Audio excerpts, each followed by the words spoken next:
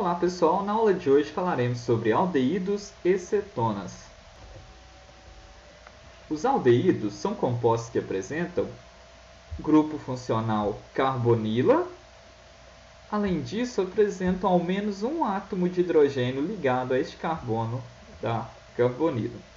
Então, basicamente, eu tenho uma ligação C-O e uma ligação simples com hidrogênio em pelo menos uma das extremidades da cadeia.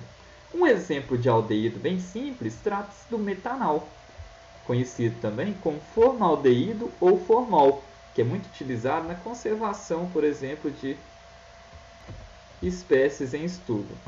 Então, no caso do metanal, temos então uma ligação C-O e uma ligação simples, do carbono com o hidrogênio. Então, tem a condição necessária aqui para eu classificá-lo como aldeído.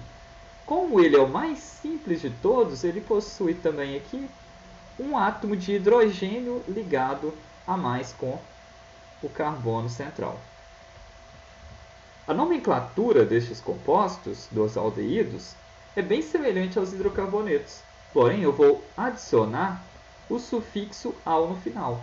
Então, no caso aqui da primeira substância, temos aqui apenas um átomo de carbono na minha cadeia principal. Então, o prefixo que eu utilizo, met.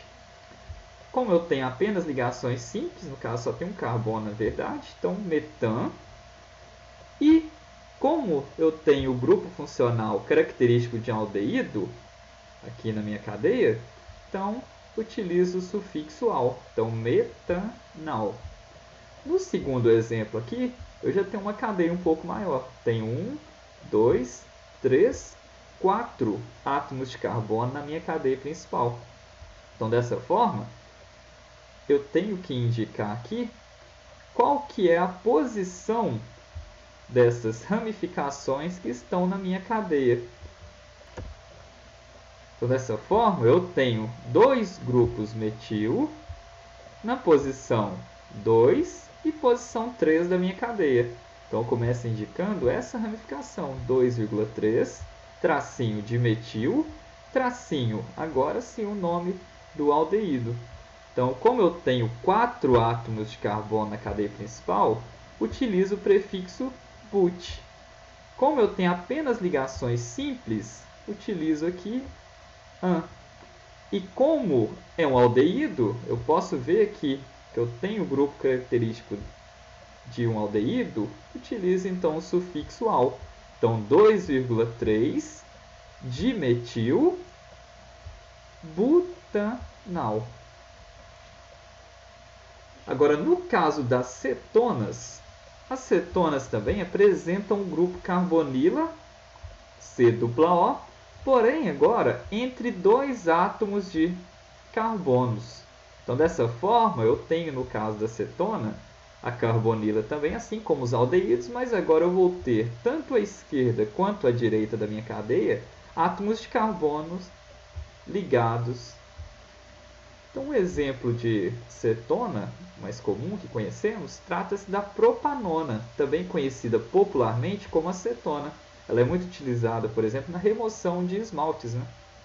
Então, no caso da propanona, que é a acetona mais simples que temos, então a gente tem então uma ligação C-O, uma carbonila e carbonos ligados aqui ao carbono da carbonila. Então, assim, temos a característica, o grupo funcional característico de uma cetona.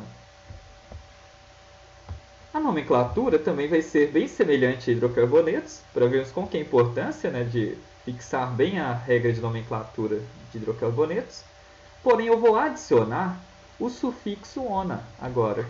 Então, neste primeiro exemplo aqui, eu tenho 1, 2, 3 átomos de carbono na minha cadeia principal. Então, met, et, prop. Apenas ligações simples, então adiciono aqui an. E como é uma cetona, eu adiciono então o sufixo "ona. Então, prop indica para mim que eu tenho 4.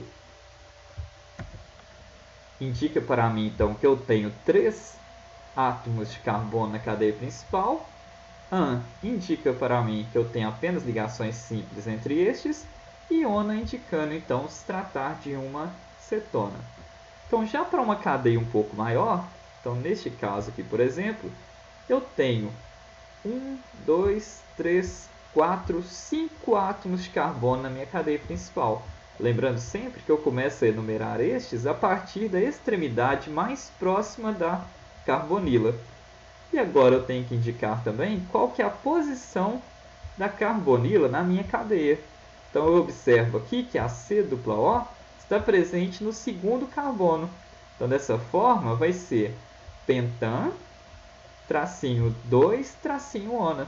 Então lembrando, o pente indica para mim que eu tenho 5 átomos de carbono na cadeia, o an indica que tem apenas ligações simples entre eles, e o ona aqui indica para mim que eu tenho então um grupo funcional característico de uma cetona, localizado na posição do carbono 2.